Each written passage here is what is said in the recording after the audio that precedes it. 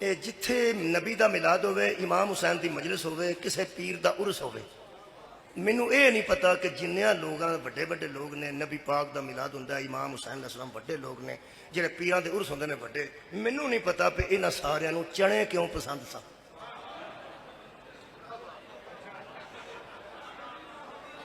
ਜਿੱਥੇ ਬੰਦਿਆਂ ਦੇ ਆਪਣੇ ਮਹਿਮਾਨ ਆਏ ਹੁੰਦੇ ਨੇ, ਉੱਥੇ ਬੰਦੇ ਜ਼ਰਦੇ ਵਿੱਚ ਇੰਨੇ ਮਸਾਲੇ ਪਾ ਛੱਡਦੇ ਨੇ। ਲੋਕ ਕਹਿੰਦੇ ਨੇ ਮੁਰੱਬੇ ਵੀ ਪਾਓ, ਵਿੱਚ ਬਦਾਮ ਵੀ ਪਾਓ, ਵਿੱਚ ਗਰੀ ਵੀ ਨਿੱਕੀ ਨਿੱਕੀ ਕਰਕੇ ਪਾਓ। ਅੱਲਾ ਦੇ ਬੰਦਿਆ, ਜਿਨ੍ਹਾਂ ਜਾਂਦਿਆਂ ਤੈਨੂੰ ਜਾਂਦਿਆਂ ਤਾਨੇ ਦੇ ਕੇ ਜਾਣਾ ਕੀ ਕੀਤਾ ਹੀ ਕੀ ਕੀਤਾ ਹੀ, ਉਹਨਾਂ ਵਾਸਤੇ ਇੰਨੀ ਮਿਹਨਤ ਕਰਨਾ। ਤੇ ਜਿਹੜੇ ਸਿਰਫ ਸੁਣਨ ਆਏ ਨੇ, ਓਏ ਅਬਦੇ ਖੁਦਾ ਇਹਨਾਂ ਤੇ ਲਾ ਕੋ 4 ਪੈਸੇ ਲਾ। ਜਿੰਨੇ ਦੇਗ ਦਿੱਤੀ ਹੈ ਨਾ, ਲੂਣਿਆਂ ਚੌਲਾਂ ਦੀ ਦਿੱਤੀ ਹੈ ਤੇ ਚਿੱਟੇ ਵਿੱਚ ਚਣੇ ਪਾ ਦਿੱਤੇ ਨੇ। ਇਹ ਤਬਰਕ ਹੈ ਜੀ, ਇਹ ਤਬਰਕ। ਸਾਨੂੰ ਤੇ ਕਦੀ ਤਬਰਕ ਨਸੀਬ ਨਹੀਂ ਹੋਇਆ। ਮਜਲਿਸਾਂ ਤੇ ਅਸੀਂ ਬੜਿਆਂ ਬੜਿਆਂ ਵੱਡਿਆਂ ਲੋਕਾਂ ਕੋਲ ਜਾਂਦੇ ਹਾਂ, ਸਾਡੀ ਰੋਟੀ ਵੱਖਰੀ ਹੁੰਦੀ ਹੈ, ਤਬਰਕ ਵੱਖਰਾ ਹੁੰਦਾ।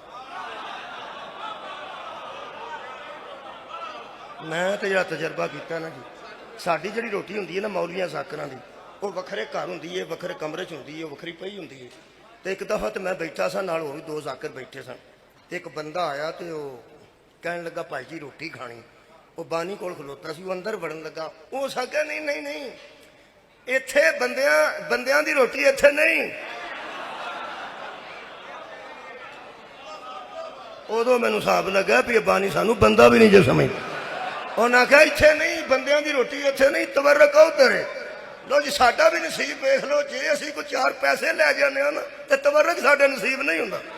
ਤਬਰਕ ਪਰਾਂ ਹਵੇਲੀ 'ਚ ਪੱਕਾ ਹੁੰਦਾ ਹੈ, ਚਿੱਟੇ ਚੌਲ ਵਿੱਚ ਚਣੇ, ਤਬਰਕ ਹੈ ਜੀ, ਤਬਰਕ ਹੈ। ਇੱਕ ਤੈਨੂੰ ਦੱਸਾਂ, ਮੌਲਵੀਆਂ ਦਾ ਗੋਸ਼ਤ ਹੋਵੇ ਤੇ ਭਾਵੇਂ ਤੇਰੇ ਪੁੱਤਰ ਦੀ ਸ਼ਾਦੀ ਹੋਵੇ, ਕਰੋੜਾਂ ਰੁਪਏ ਲਾ ਛੱਡ, ਕੋਈ ਇਹ ਨਾ ਆਖੇਗਾ ਤਬਰਕ ਦੇ। ਜਿੱਥੇ ਸ਼ਬੀਰ ਦੀ ਮਜਲਿਸ ਹੋਵੇ, ਹਜ਼ਰਤ ਰਸੂਲ ਪਾਕ ਦਾ ਮਿਲਾਦ ਹੋਵੇ ਜਾਂ ਪੀਰ ਦਾ ਉਰਸ ਹੋਵੇ, ਚਿੱਟਿਆਂ ਚੌਲਾਂ ਦੇ 2 ਦਾਣੇ ਥੱਲੇ ਡਿੱਗਣ, ਮਲੰਗ ਥੱਲਿਓਂ ਫੜ ਕੇ ਆਂਦਾ ਹਯਾ ਕਰੋ, ਤਬਰਕ ਪਿਆਰੋ।